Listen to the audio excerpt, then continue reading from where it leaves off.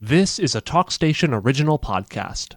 We are going to talk about this big story from the Big Apple. Comes from Religion News Service.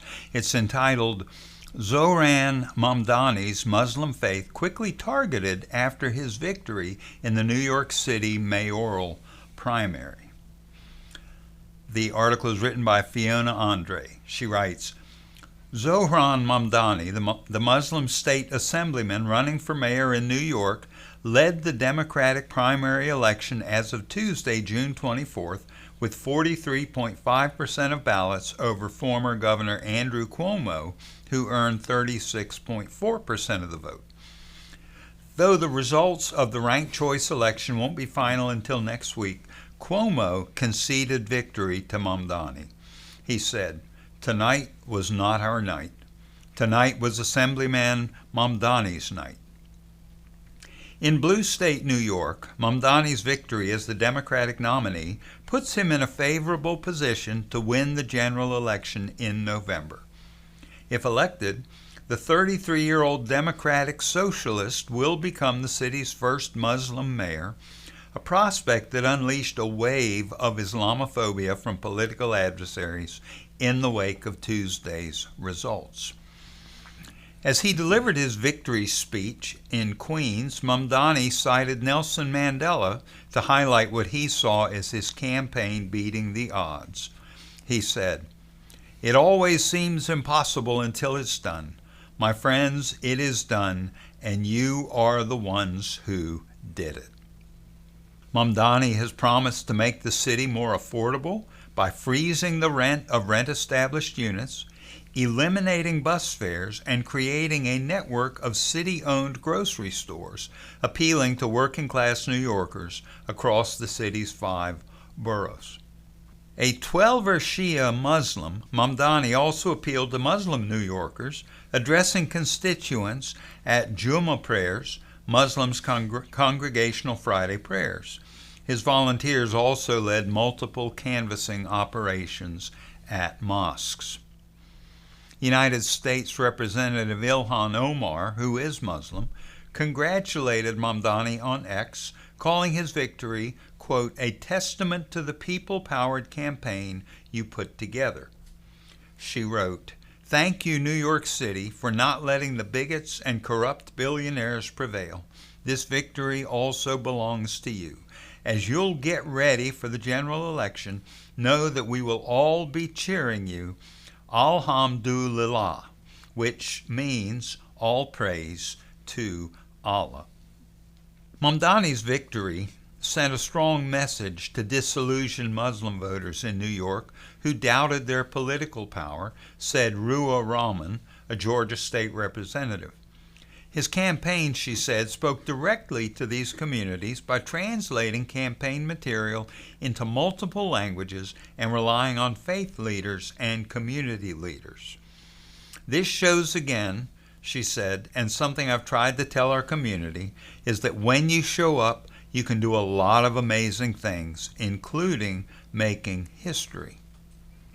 But in the most Jewish city in America, Mamdani's open criticism of Israel has some New York City Jews alarmed.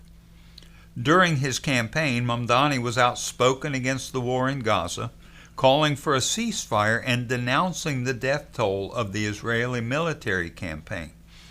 In recent days, his refusal to condemn pro-Palestinian protester chants like "Globalize the Intifada," and "From the river to the sea, Palestine will be free," considered by some to be calls for violence against the diaspora Jews and for Israel's destruction, prompted accusations of anti-Semitism. So what we see here is there is a socialist who was running for mayor, who also happened to be a Muslim, and he has now beaten Cuomo in the, I guess this was a primary. He's beaten Cuomo in the primary, and I guess the tea leaves kind of point to the fact that he's going to be the next mayor of New York. A lot of people seem to be concerned about the fact that he is a Muslim. My greater concern is his ideas of what to do once elected. Free bus fare in New York City. Who's going to pay for the buses? Okay, government-run grocery stores or city-controlled grocery stores. This really sounds like a step towards communism, like we see in Russia. Well, and I'm not trying to be alarmist. This is just from an aerial view, looking down, bird's eye view. This is what I see. The article identifies that he is a democratic socialist, which means that what's mine is mine, what's yours is mine, and therefore we all have to have, all things. And I use the example that when some of the American lawmakers were really pushing for these socialist ideas, free healthcare, free this, free that, I would encourage anyone, next time Cuba is open to the United States, to citizens, go. We went on a trip, and we went to Havana, we went to Cienfuegos, and in Havana, the government-run grocery stores were pathetic in the fact that you got a pound of rice, a pound of flour, a pound of sugar, a pound of coffee, potentially some vegetables, maybe some fruits every week. And if you worked in a service industry like tour guide, you were charged double for any meat or any fish that you would want to buy because they knew you were making tips. And so you had people who lived in absolute squalor while the government high officials lived in these palaces. The regime was just amazing. And I don't think it's an issue in this case of whether you're a Muslim or not. Look at how many people, granted it was before I was born, how many were upset that Kennedy was going to be a Catholic. That we can't have a Catholic. I don't think it's necessarily one's religious slant. Now, I would hope that people who have a religious slant live by the morals of their religion. But I, like you, am more concerned with having ridden the buses and the subway and walked around New York City. It is not necessarily the most pleasant of experiences. And for someone to just promise the world and whatnot, I think the struggle is that should it make a difference that he's Muslim, or should it make a difference that he's a socialist? Right. And here we talked in the last segment about government and religion and how they don't always work together really. They don't fit together like a puzzle piece, okay?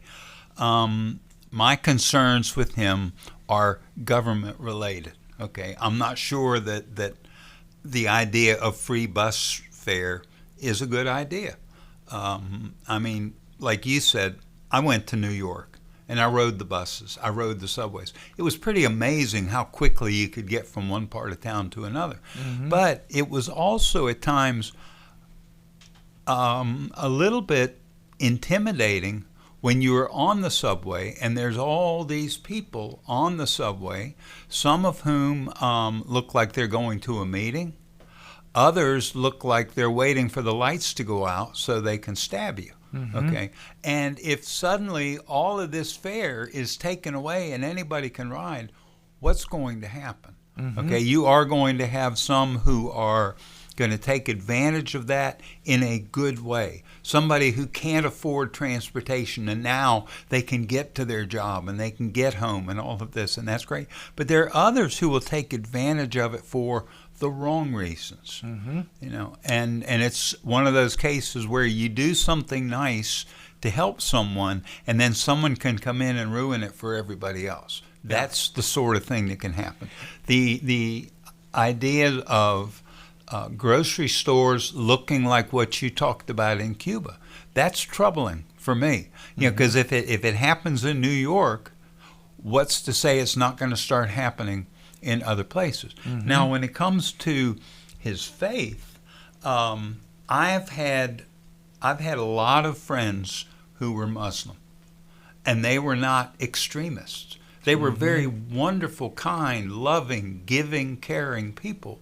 Are there some Muslims who are extremists and have done some terrible things? Yes, there are. But you know what? There are Christians who are extremists and have done some awful things too.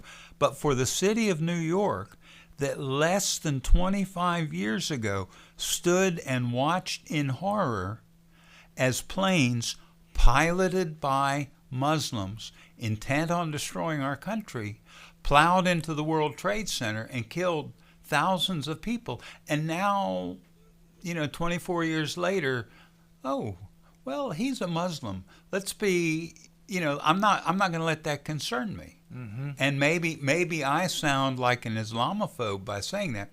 I'm not. I'm just making an observation. Memories become very short at times. Yes, they do. And I think one of the things that with all of this free stuff being talked about, the question needs to be asked, who will pay for it? Mm-hmm. And whether it be the local or whether it be the government, federal government, and the federal government doesn't have money to cover their own stuff. But I think, ideas are great. However, sometimes ideas without great planning are not at all great.